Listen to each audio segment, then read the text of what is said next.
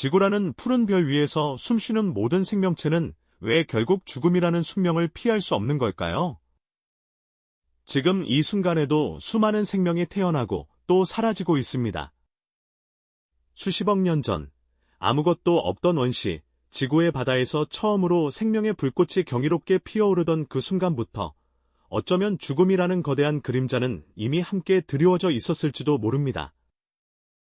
생명과 함께 태어난 죽음, 이는 우리 인류가 오랫동안 품어온 가장 근원적인 질문이자 본능적으로 두려워하면서도 깊이 알고 싶어하는 거대한 미스터리일 겁니다. 과연 죽음은 단순히 모든 것의 끝을 의미하는 걸까요? 아니면 생명이라는 장엄한 서사를 완성하는 필수적인 한 조각인 걸까요? 지금부터 우리는 이 심오한 질문에 대한 답을 찾아 죽음이 생명이라는 거대한 시스템에 없어서는 안 될 요소임을 함께 탐험해보고자 합니다. 아득히 먼 옛날, 아직 생명이라곤 찾아볼 수 없었던 원시, 지구의 격동적인 풍경을 한번 상상해보시죠.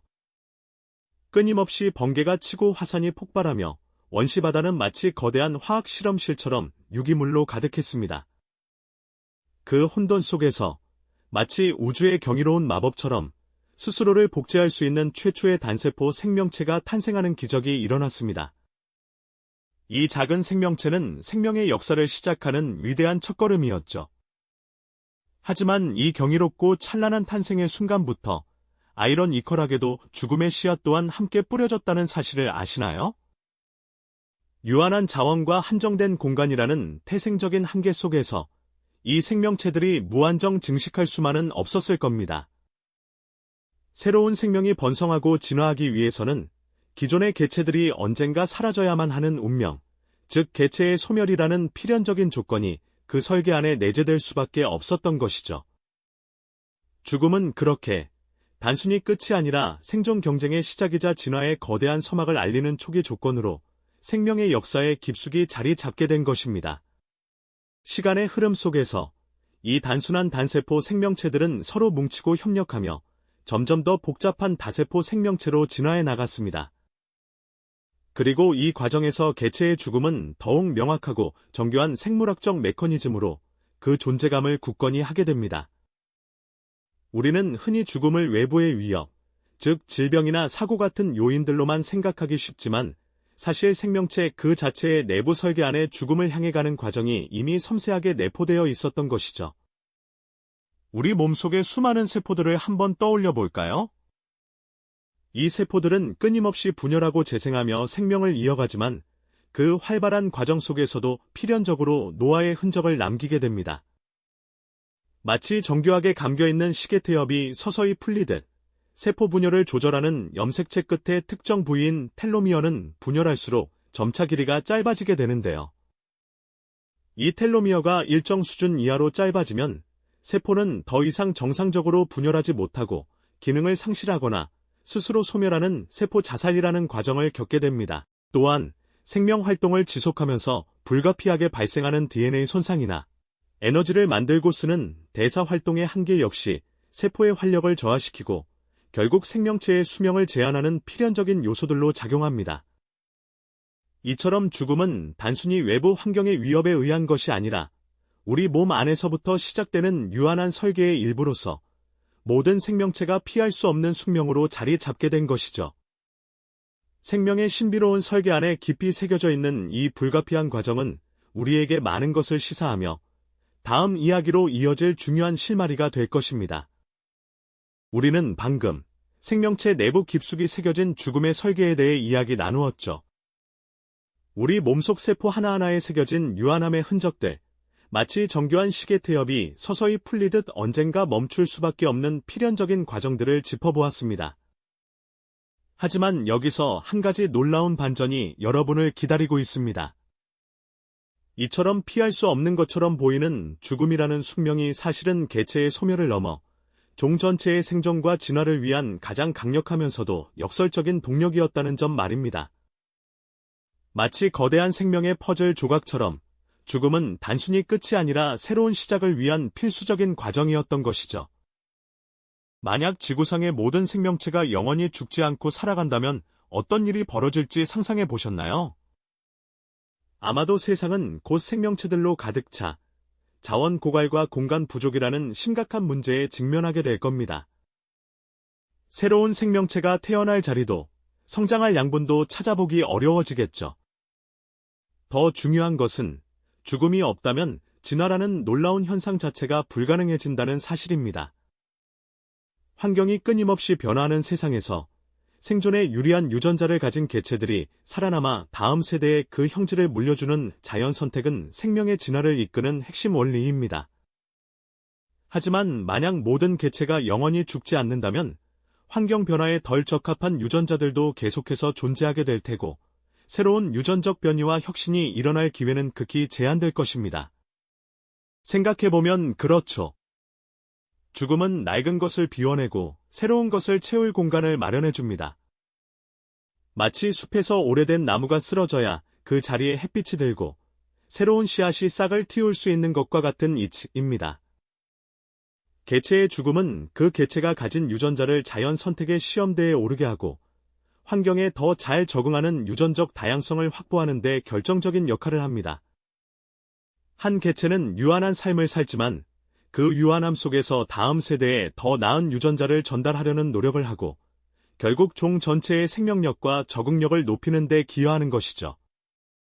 죽음이 없다면 유전적 다양성도 환경 변화에 능동적으로 적응하는 새로운 종의 탄생도 불가능했을 테니 이는 실로 충격적인 통찰이 아닐 수 없습니다. 결국 죽음은 생명의 결함이나 저주가 아니라 오히려 생명 그 자체를 가능하게 하고 더욱 풍부하고 다양하게 진화시키는 가장 근본적이고 필연적인 설계였던 겁니다. 개체의 유한함이 모여 종의 무한함으로 이어지는 이 거대한 생명의 순환 원리는 우리에게 깊은 경외감을 안겨주죠. 어찌 보면 죽음은 생명을 위한 가장 이타적인 행위이자 다음 세대를 위한 숭고한 희생이라고도 볼 수 있습니다. 낡은 것을 보내고 새로운 것을 맞이하는 자연의 섭리처럼 생명의 바통을 이어받아 끊임없이 변화하고 발전하는 생명이라는 현상을 가능하게 하는 열쇠였던 겁니다. 우리 눈앞에 펼쳐진 수많은 생명체들의 다채로운 모습, 그리고 이들이 살아가는 복잡한 생태계는 바로 이 죽음이라는 역설적인 동력이 만들어낸 결과물이라고 할 수 있습니다. 하나의 생명이 소멸하는 순간, 그것은 또 다른 생명을 위한 양분이 되고 생태계의 균형을 유지하며 궁극적으로 생명이라는 장엄한 서사를 지속시키는 데 기여합니다. 이처럼 죽음은 단순히 개별 생명의 끝이 아니라 생명 에너지의 거대한 순환이자 우주적 규모의 장엄한 드라마의 한 부분인 것이죠. 다음 시간에는 이 거대한 순환 속에서 우리 인간의 삶과 죽음이 어떤 의미를 가지는지, 그리고 우리는 이 유한한 삶 속에서 어떻게 영원성을 추구해왔고 또 추구하고 있는지에 대해 깊이 탐험해 보고자 합니다. 우리는 지난 시간, 죽음이 단순히 생명의 끝이 아니라 오히려 생명 그 자체를 가능하게 하고 더 풍부하게 진화시키는 가장 근본적인 설계였다는 놀라운 통찰을 나누었죠. 개체의 유한함이 모여 종의 무한함으로 이어지는 거대한 생명의 순환 원리가 우리에게 깊은 경외감을 안겨주었고요. 그렇다면 이 장엄한 순환 속에서 유독 죽음을 인지하고 삶의 의미를 탐색하는 우리 인간의 존재는 어떤 의미를 지니는 걸까요? 다른 생명체들과 달리 우리는 자신에게 주어진 시간이 한정되어 있다는 사실을 명확히 이해하고 살아갑니다. 이 숙명적인 인지는 때로는 우리에게 깊은 불안감을 안겨주지만 역설적으로 삶을 더욱 소중하게 만들고 더 의미 있는 방식으로 살아가려는 강력한 동기를 부여하기도 하죠. 생명이 유한하기에 우리는 순간순간의 가치를 깨닫고 주어진 시간을 어떻게 채워나갈지에 대해 끊임없이 질문하게 됩니다. 결국 인간은 언젠가 맞이할 소멸 앞에서 자신만의 방식으로 영원성을 추구해왔습니다. 물리적인 불멸이 불가능하다는 것을 알기에 우리는 다른 형태의 영원함을 찾아 나섰죠. 가장 보편적인 방법은 아마도 다음 세대에 우리 자신을 이어가는 것일 겁니다. 자녀를 낳아 기르고 그들에게 우리의 유전자와 지혜를 물려주며 새로운 생명 속에서 우리의 일부가 지속되기를 바라는 마음은 인류의 오랜 본능이 아닐까요? 하지만 인간이 추구하는 영원성은 비단 생물학적 계승에만 머무르지 않습니다. 우리는 예술 작품을 창조하고 위대한 사상을 발전시키며 과학적 발견을 통해 인류 문명에 기여합니다. 고대 이집트의 피라미드부터 르네상스 시대의 걸작들, 그리고 현대의 혁신적인 기술에 이르기까지 인류의 모든 창조물은 어쩌면 시간의 제약을 넘어 존재하고 싶은 욕망의 발현일지도 모릅니다. 누군가의 기억 속에 오래도록 살아남는 것, 혹은 자신이 속한 사회와 공동체에 긍정적인 영향을 미쳐 그 흔적을 남기는 것 또한 인간이 추구하는 영원성의 한 형태라고 볼 수 있습니다. 우리의 행동과 말이 타인에게 영감을 주고 변화를 일으키며 세대를 넘어 이어지는 가치를 창출할 때 우리는 비록 육신은 사라질지라도 정신과 영향력은 영원히 지속될 수 있다고 믿게 되는 것이죠. 이처럼 인간은 유한한 존재이지만 그 유한함 속에서 무한한 의미와 가치를 찾아내려 애써왔습니다. 죽음이라는 피할 수 없는 현실을 직시하면서도 우리는 사랑을 하고 꿈을 꾸고 배우고 성장하며 이 모든 경험들을 통해 삶의 깊이를 더해갑니다. 유한한 삶이기에 매 순간이 더욱 특별해지고 선택 하나하나가 더 큰 의미를 갖게 되는 역설적인 아름다움을 우리는 이해하는 것이죠. 죽음은 우리에게 삶의 끝을 알리는 종말이 아니라 오히려 어떻게 살아야 할지에 대한 질문을 던지는 강력한 촉매제입니다. 남겨진 시간을 어떻게 채워나갈 것인가? 어떤 가치를 추구하며 살아갈 것인가? 그리고 어떤 모습으로 기억되고 싶은가 하는 질문들 말이죠. 이러한 질문들이야말로 우리를 진정한 인간으로 만들고 유한한 삶 속에서 스스로 영원성을 만들어가도록 이끄는 힘이 아닐까요? 이처럼 죽음을 이해하는 과정은 곧 삶을 더욱 충만하게 살아가는 길을 찾는 여정과 다름없습니다. 이처럼 죽음을 이해하는 과정은 곧 삶을 더욱 충만하게 살아가는 길을 찾는 여정과 다름없습니다. 하지만 죽음은 비단 개인의 삶에 대한 성찰을 넘어 훨씬 더 거대하고 장엄한 우주적 서사의 한 부분이라는 사실을 우리는 간과하기 쉽죠. 한 생명체의 소멸은 단순히 끝이 아니라 생명 에너지가 순환하는 거대한 고리의 한 지점일 뿐입니다. 밤하늘을 수놓은 무수한 별들처럼 개개의 생명체는 잠시 반짝이다 사라지지만 그 빛은 우주 전체의 흐름 속에서 영원히 이어지는 것처럼 말이죠. 생태계의 먹이사슬을 한번 떠올려 보시겠어요? 한 생명이 다른 생명의 양분이 되고 그 양분은 또다시 새로운 생명을 싹 틔우는 데 기여합니다. 숲속에서 쓰러진 거목이 썩어 들어가면서 땅을 비옥하게 만들고 그 영양분 위에서 새로운 씨앗이 싹을 틔우는 것처럼 죽음은 파괴가 아니라 또 다른 형태의 시작을 위한 필수적인 과정입니다. 바다 깊은 곳, 산호초 군락을 보더라도 마찬가지죠. 죽은 산호의 뼈대 위에 새로운 산호가 자라나며 생명력 넘치는 거대한 생태계를 만들어가듯 죽음은 생명이라는 현상을 지속시키는 데 없어서는 안 될 중요한 역할을 담당하고 있습니다. 결국 개체의 죽음은 생명 에너지의 흐름을 멈추게 하는 것이 아니라 오히려 그 에너지를 새로운 형태로 전환하고 재분배하여 생태계의 균형을 유지하는 근원적인 힘이 되는 셈이죠. 이러한 관점에서 본다면 죽음은 결코 슬퍼하거나 두려워해야 할 대상만이 아닐 겁니다. 오히려 생명의 거대한 순환 속에서 각자의 역할을 다하고 다음 세대를 위한 토양을 마련하는 지극히 자연스럽고 경이로운 현상이라고 받아들일 수 있지 않을까요? 우리 인간 역시 자연의 일부로서 유한한 육신을 통해 이 우주적 순환에 참여하고 있는 것이죠. 여기서 우리는 죽음에 대한 가장 충격적이고도 심오한 통찰을 마주하게 됩니다.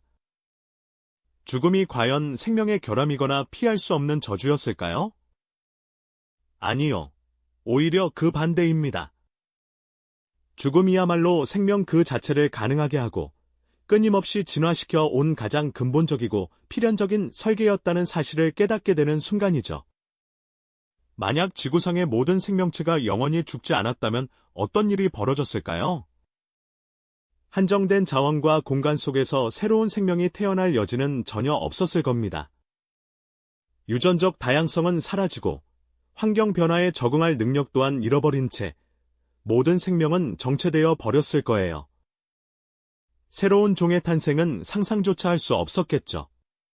결국 개체의 죽음이라는 유한함이 있었기에 종 전체는 무한한 생명력을 이어갈 수 있었던 겁니다.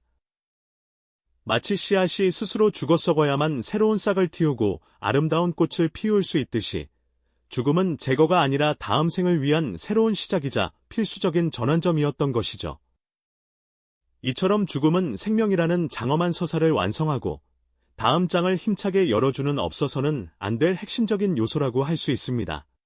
오늘 우리는 지구에 태어난 모든 생명체가 왜 반드시 죽어야 하는지에 대한 근원적인 질문을 함께 탐구해 보았습니다. 그리고 그 해답이 죽음이 단순히 끝이 아니라 생명의 거대한 흐름 속에서 필연적인 역할을 하는 지극히 자연스러운 과정이자 오히려 생명 그 자체를 가능하게 하는 역설적인 설계라는 것을 알게 되었죠. 죽음이라는 피할 수 없는 운명을 이해함으로써 우리의 유한한 삶이 가지는 의미와 가치를 더욱 깊이 되새길 수 있을 겁니다. 매 순간을 충실하게 살아가고 우리가 남길 수 있는 긍정적인 영향력에 대해 고민하는 것, 이 모든 것이 바로 죽음을 이해하는 과정에서 얻을 수 있는 소중한 동기가 아닐까요? 생명의 경이로움과 죽음의 필연성이 조화롭게 어우러진 우주적 관점에서 우리의 삶을 바라볼 때 우리는 비로소 삶의 진정한 아름다움을 발견할 수 있습니다. 그렇다면 이 유한한 삶 속에서 우리는 어떻게 영원성을 추구해왔고 또 추구하고 있을까요? 다음 이야기에서는 죽음을 거부하려는 인류의 역사와 시도를 탐험해 보겠습니다. 이 영상이 도움이 되셨다면 좋아요와 구독 부탁드립니다. 여러분의 응원이 제게 큰 힘이 됩니다. 다음 영상에서도 더 유용한 정보를 공유하겠습니다. 감사합니다.